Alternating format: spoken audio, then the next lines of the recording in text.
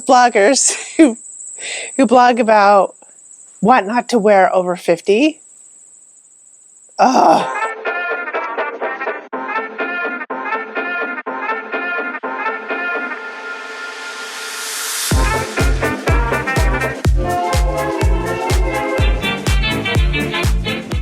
Today, I'm going to be talking about 5 things that I do not do as a woman who is over 50 that they say I should be doing. And when I say they, I mean influencers, some celebrity doctors, the masses who just read the headlines, or the women in the comment section who means well, those bloggers who blog about what not to wear over 50. Ugh. I wish I could crack my knuckles because it's what I would be doing right now. 5 things that I don't do as a 50-plus-year-old woman that everybody says I need to do. I don't wear sunscreen every day. Because like every beauty influencer out there is like, you should wear sunscreen every day. You should wear it in the house. You should wear it at the office. You should put it on before you go to sleep so that when you wake up in the morning, you're not caught in the sunlight without your sunscreen. Maybe if you are a child whose skin has never seen the sun, maybe you can live to 80 or 100 without even a wrinkle. You know, maybe that could happen. I know that the sun is the leading cause of aging. So yes, it's important if you want to avoid that. But for me, well, it's a little too late. I grew up in the 80s and 90s in California at the beach. And I got a lot of sun. I got a lot of tan. Like, there's no hope of me having that perfectly refined, wrinkle-free face for eternity. That's not going to happen. I can't go back in time. I can't undo it. And I wouldn't want to because I really had a good time. I kind of think of my freckles and my age spots as souvenirs from that time. And when I look at myself, I see that and it doesn't really bother me. I don't have regrets. I see it and I'm like, wow, I had such a good time. I have those memories. And I miss that feeling like of going out and getting a deep, dark tan and that kind of person I was, like kind of taking on that persona, that surfer girl persona. I miss that. I miss wanting to do that, but I don't really want to do that anymore. But I did do it. I did want it at one time. It was a wonderful feeling. I had so much fun and I have no regrets. Now that said, I do protect my skin now, but I'm not silly about it. You see this log cabin that I live in? It's pretty dark inside. I'm not getting a lot of sun in there. And if I do go outside and do my walking, which I do every day, usually my foot is a little injured right now, so I haven't been doing it. But if I do, do my walking, I'm still in the woods and I really don't get a lot of sun. Well, I do wear sunscreen. I don't wear it every day because sunscreen it's not totally cheap. I use this dermatology stuff. It's not the most expensive in the world, but it's not totally cheap. And I kind of want to save it. I really love it. It's like it's like a tinted sunscreen. And it's what I use for foundation. And I kind of think of it as my foundation. It's kind of like the Paris filter on Instagram. You know what I mean? It doesn't really change my color much, but it just gives me that Paris filter look, I think. I'm wearing it right now. Yeah, I do wear sunscreen sometimes, but I just don't wear it every day because I'm not getting a lot of sun here. And I want to save some money and hold on to my sunscreen. Keep it as long as I can so I don't have to replace it right away. And I also want to keep my toxin load down. While the sunscreen that I use has a good rating with the EWG, they're that organization that tests products and determine if they are dangerous in terms of cancer and all kinds of things, endocrine disruptors and stuff like that. And this sunscreen is low in that. It's not a real threat, but still, I'd still like to make the practice of keeping my exposure to toxins low. So I don't use a lot of product in general. So what I do instead, though, is I have this DIY coconut oil bug repellent that I made. It's basically just coconut oil, and I put some geranium, cedar, peppermint, and lemon balm in it, and it repels the bugs. It's great. But coconut oil also has a natural SPF of 4. So I just slather that all over my body. I put castor oil on my face, which has an SPF of 7, I believe. And for wandering around in the woods, I think it's perfectly sufficient. If I'm going to go to like the farmer's market, I'll put the sunscreen on and I'll wear a hat. I'm not being influenced by these people who are like, you should sleep with sunscreen on. The sun is so bad. I believe that sunscreen blocks against vitamin D absorption too. So I try to get about 15 minutes a day of exposure, which I get when I walk around my yard, because I walk around my yard for, I guess, maybe an hour and a half. And there's a portion of my yard where I get in the sun. I'm probably in the sun for about 15 minutes a day. So I'm not advising you to do as I do. In fact, I'm encouraging you to evaluate your own life, your own lifestyle, and weigh the risks and benefits as it pertains to your lifestyle. For instance, I used to work at a winery, and sometimes I would have to go outside, give a tour or something, and I would be outside for a long time, and I didn't always know what my day was going to look like, when I woke up. So I always covered up with sunscreen, because I'd have to go outside to do something, and next thing I know, I'm out there for like an hour with no hat or whatever. So I made sure to protect myself.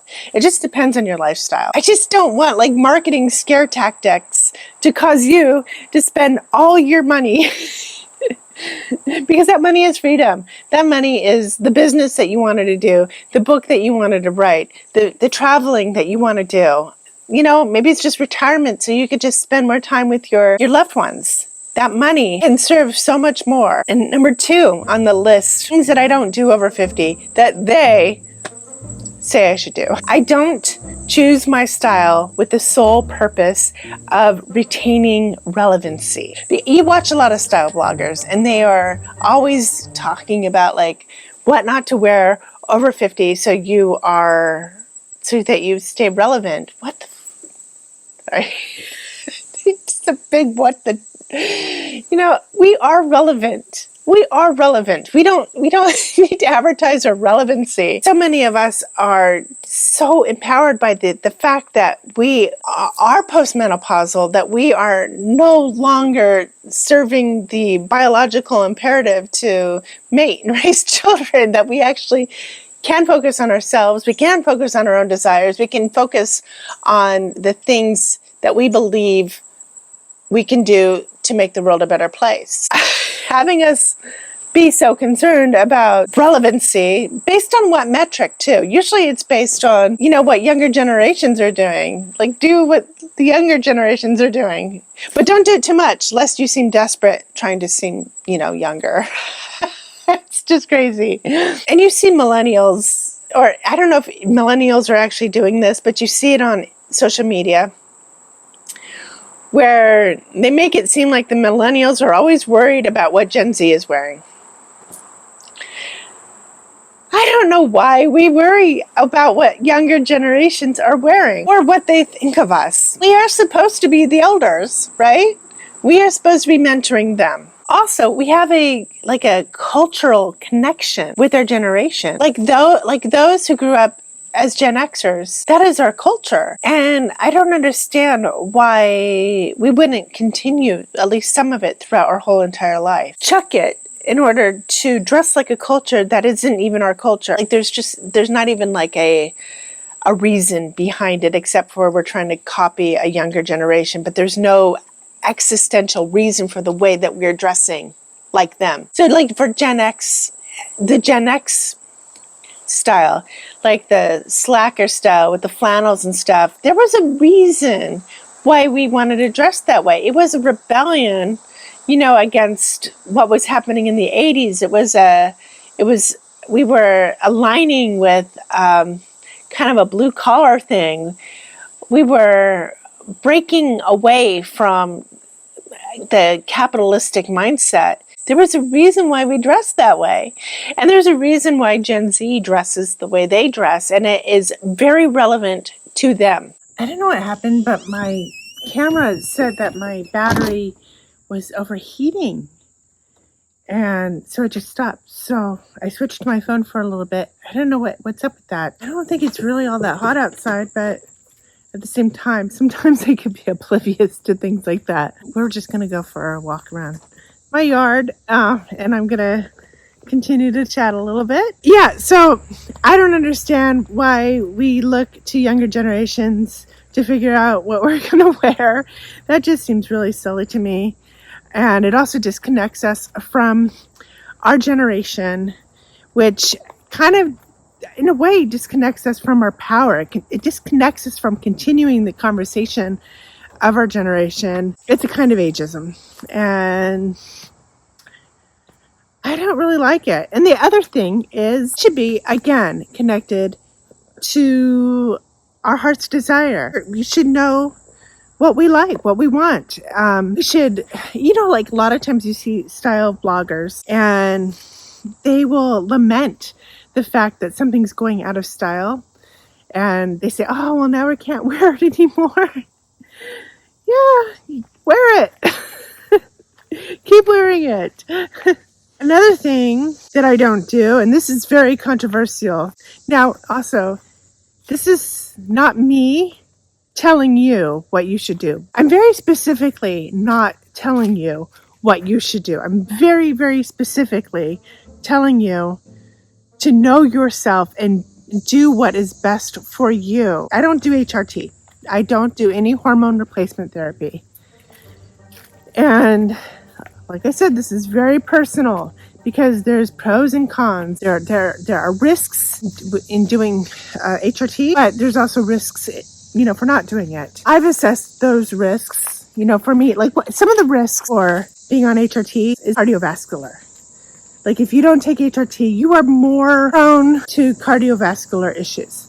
But I feel like I'm taking care of that through my plant-based diet, through movement, managing my weight to some degree. I think I've really lowered my risk. I feel like I'm covering the bases with my lifestyle. I'm definitely making the sacrifices. So I feel like I've mitigated that risk. So I became postmenopausal at 50. I'm 53 now. And I probably was perimenopausal for maybe a whole decade because I started having hot flashes at like 41. I would have them when I had my period. But then when I went fully vegan, the hot flashes stopped. The night sweats stopped. Like everything stopped. The only thing that didn't go away was, even my waistline got smaller. But, it's also because, I'm eating less and exercising more. In a way, so I didn't really have the symptoms anymore. So it didn't really make sense for me to take the HRT except for to protect my, bone health and to decrease my cardiovascular risk. It just doesn't make sense to me. I don't want to see a doctor all the time. I don't want to get in that pattern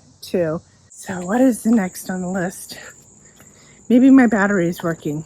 I don't know.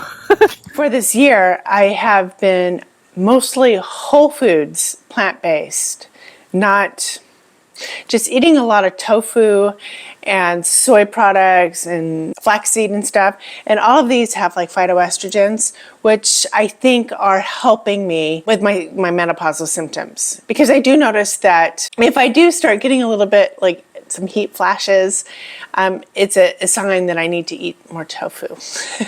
I don't get hot flashes anymore, very rarely. If I do, it's not really a hot flash. It's just, I'm just warmer when everybody else is not. I don't really get night sweats. I don't get brain fog. Never had brain fog. In fact, losing my menses seemed to help me focus even more and also regulate my emotions. And I don't know why that is, but it seemed to help. So number 4, I don't do as a over 50 woman that they think that I should do. Maybe not necessarily that they're telling me I should do it, but they are doing it.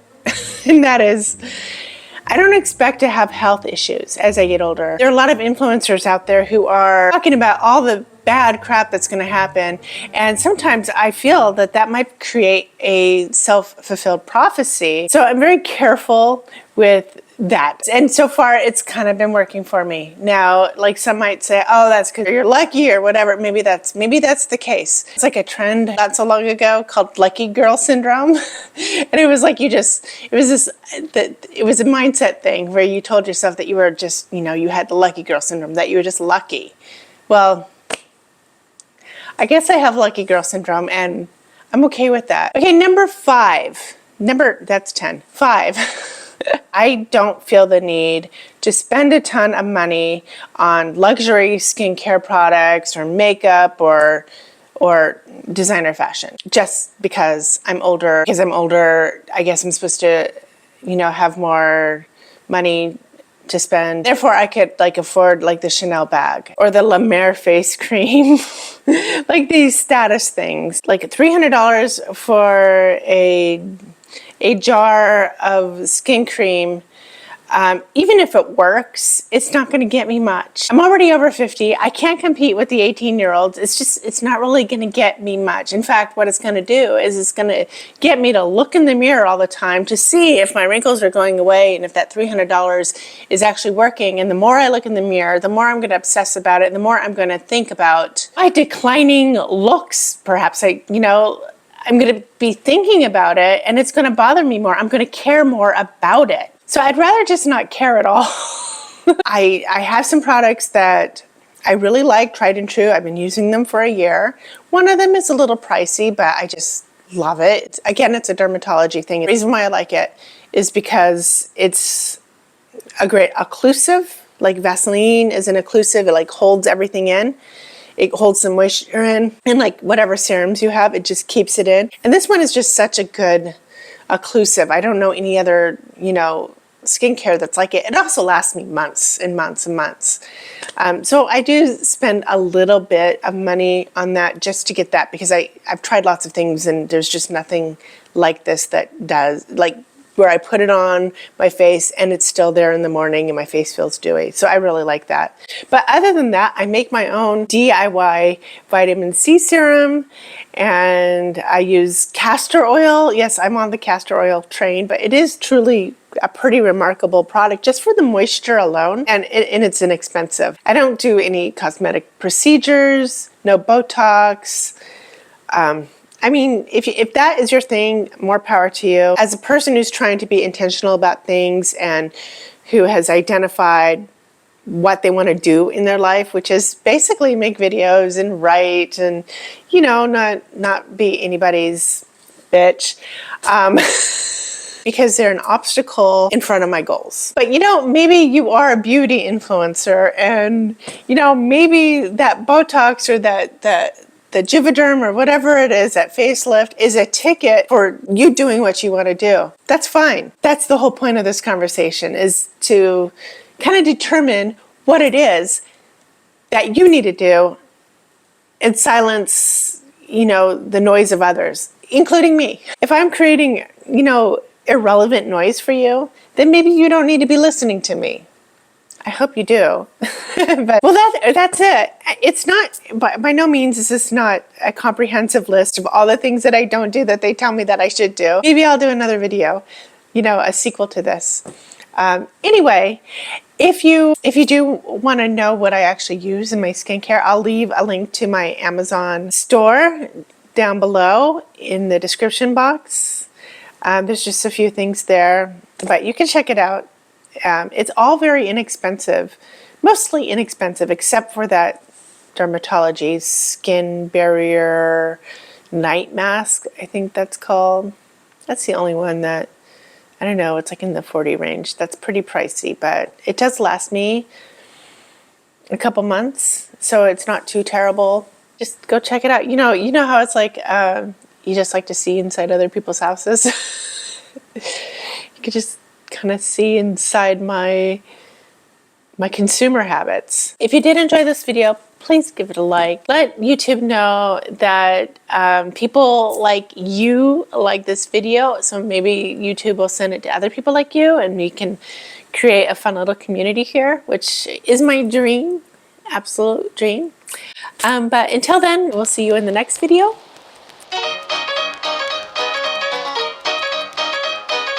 I'm just a girl, a wonderful girl, the sweetest one in town. Can search for miles around, and no one like me can be found. I've got a smile, a wonderful smile, in a certain little way.